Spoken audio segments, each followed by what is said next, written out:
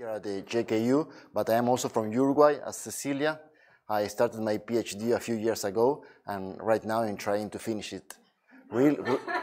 Really trying to finish it. So, I am a mathematics teacher, and I've been working with technologies and in professional development activities since a long time. So I think what I can share with you about how from this point of view we can reflect and think about gamification, creativity, and STEAM, I hope it can help you. And if not, it's okay, because we can discuss about it, and it will be very good for all of us. So,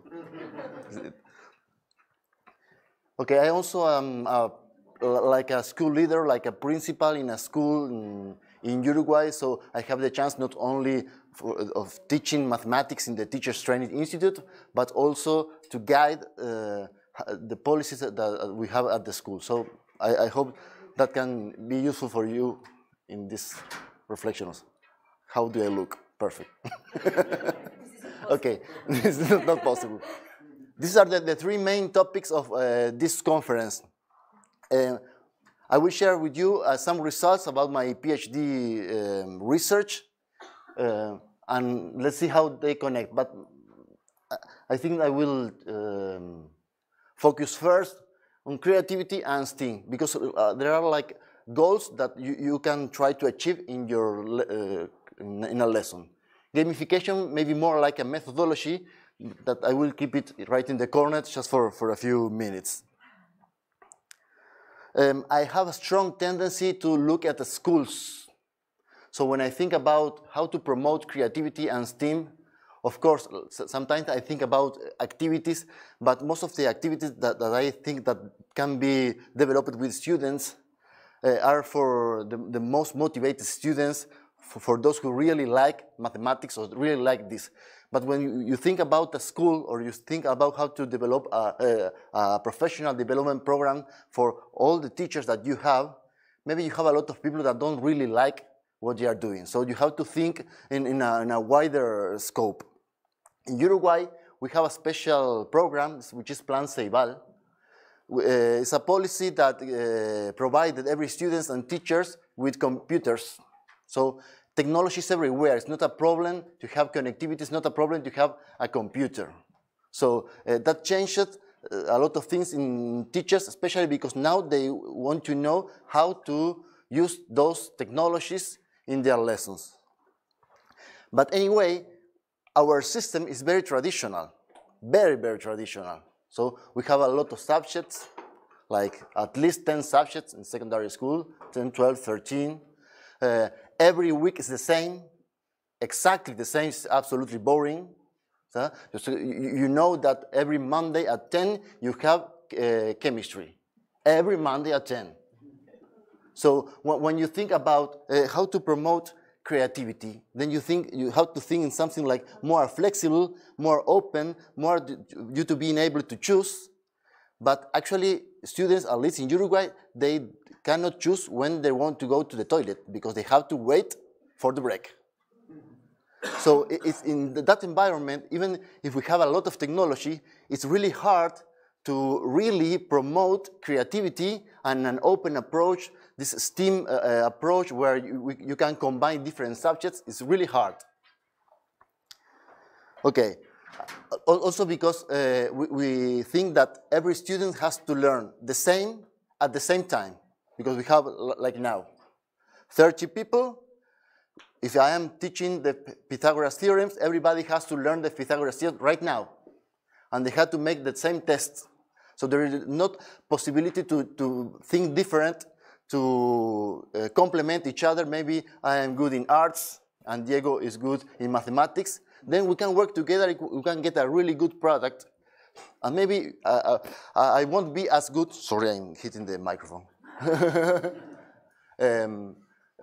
Maybe I won't be as good as Diego in that specific subject, but together we can be a good team. So we need to change what's going on in schools from a real rigid scheme to something more flexible, which is very difficult because we have no, if we want to change the schools, we have to change the way that teachers teach. We need to change the way of teaching. And that's why professional development in these matters is a key point.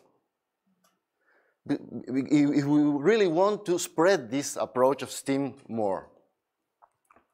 Okay. In my research for my PhD, I was really thinking and investigating about what's going on with professional development activities in Uruguay. I have a lot of things that I will just talk about a few of them. I think the most related with this topic about creativity and STEAM. From my research, I interviewed a lot of teachers and supervisors and principals and experts, and asking them about what should a professional development program have in order to be successful, to be really good for teachers. There's two main conclusions. The first one, try to address different concerns and interests, because teachers have really different interests. So usually when you conduct a workshop, you start talking about something with teachers. Probably 3, 4, 5 of them are interested, but there are others and they think that that's not the most interesting part. There are that already know about it. So it's really hard to really address what they want to. So at the end, they might think that maybe that workshop was not really useful. So try to address the different concerns and interests.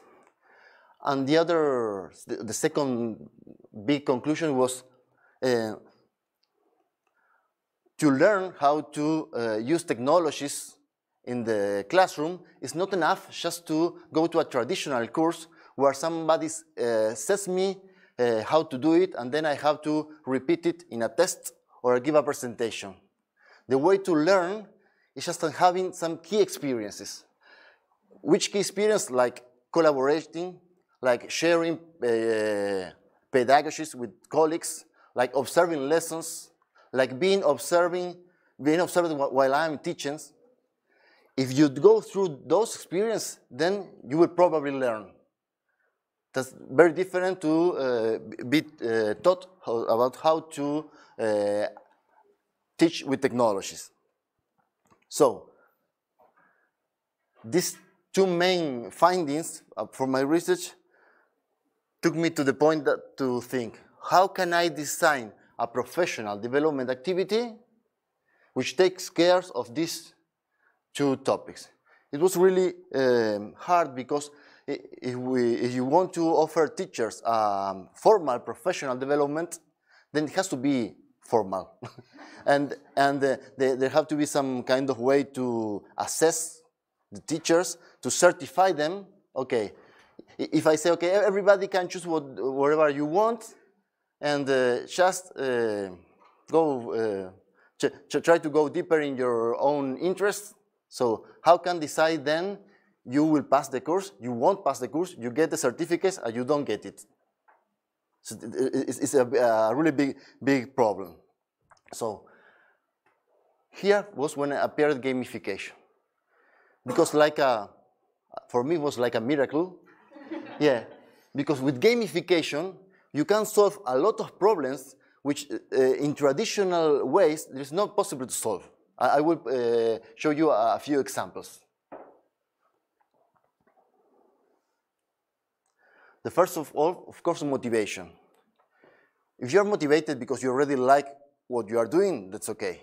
But if you don't like it, you need some extra something to do those tasks that are not really nice for you. So we already talked about how gamification can help in motivating students or teachers if you are talking about professional development activities. But also the assessment and certification. Because according to the criteria I told you before, an exam or giving a presentation is not a good way to know if teachers really learn how to use technology in their lessons. Because he or she can say whatever they want, but you're not sure if that really changed the way they usually teaches. So what I did, basically, we can speak later if you are interested in this topic. Okay. These are a complex matrix with a lot of topics and translated it to credits, like today we did with Selai. You can collect stars, but doing some tasks. Maybe the task is observing a colleague's lessons. You have to do that in order to get that stars. If you don't have the stars, then you cannot go further. Yeah, this is some examples for the site. Doesn't matter. Okay, it's a personal dashboard. You have the different credits. How much you still need to get the full bar and finish the course. Okay. Another important part is the content choice. To guarantee that everyone can pick what they want, you have to offer different options. And that's not possible if you are talking to everyone and explain the same for everyone. So we developed some workshops, where they could choose, and there were some videos and tutorials, so they could choose what to learn. So there was some unlocking parts, so they can get points, and then access to different keys or coins or whatever. Yep. You can have 3-4 minutes more because the other saves. Yeah. Okay. Do you want me to explain this a bit more? Yes, No. yes. Okay.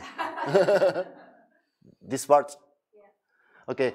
This was a website that we developed for a workshop.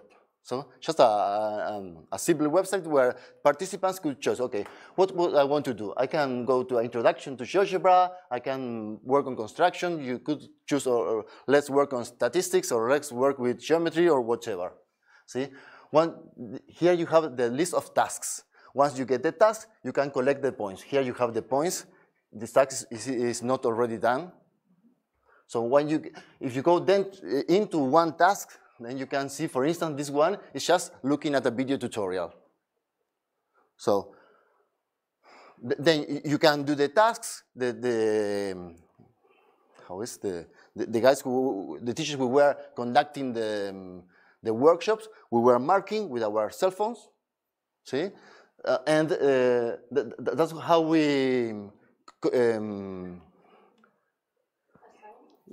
How we market what the participants did, and then each of them was collecting like these GeoGebra logos, and also winning coins and keys, and then unlocking the following content. Okay, I want to work on advanced geometry, okay, but first you need to complete some task on basic geometry, then you can collect the coins, buy the key, and then you can unlock the advanced geometry content.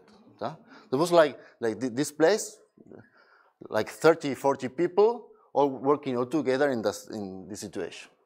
Okay, I can show you more later. And also the personal focus, because not everyone want to be focused in the same thing. So maybe there is some teachers that really want to go deeper into didactics and how the concept of tangent is built by the students. But the other one is more focused on how to construct something geometrically. So once you get this site and this gamified environment, you can choose what you want to go deeper. Okay, that was another example. So, just to finish, this I think really that gamification can facilitate a lot a professional development to fulfill all the conditions I said before. A traditional course is almost impossible to look at everyone different concerns and to offer this. But if you offer it in this way, it's really, really easier. So the assessment is really clear. You really know what you need to do in order to pass the course. So it's really, really easy to express the conditions. Of course, promoting creativity and STEM needs this flexible environment.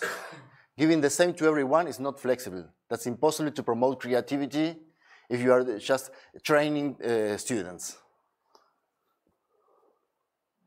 And that's everything what I do. Okay, I hope you have a lot of questions that we can talk right now or later in the coffee. It's okay. If you don't understand anything, which probably happened because I spoke really fast, then we can talk. Thank you very much for your attention.